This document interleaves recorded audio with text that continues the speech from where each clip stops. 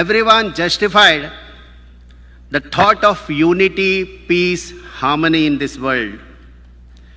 We should respect all religions and just believe in peace, kindness, and harmony.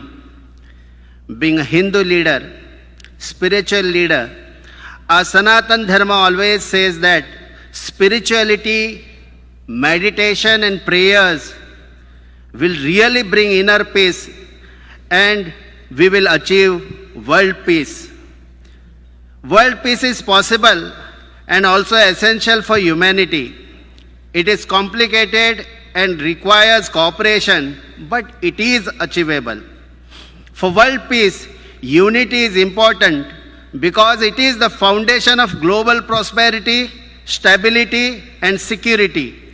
Without peace, love, and conscience, individuals or communities or nations are vulnerable to conflict, violence, and instability. That's why it's important that world peace is essential for achieving sustainable development, promoting social justice, unity, and ensuring the better future of all.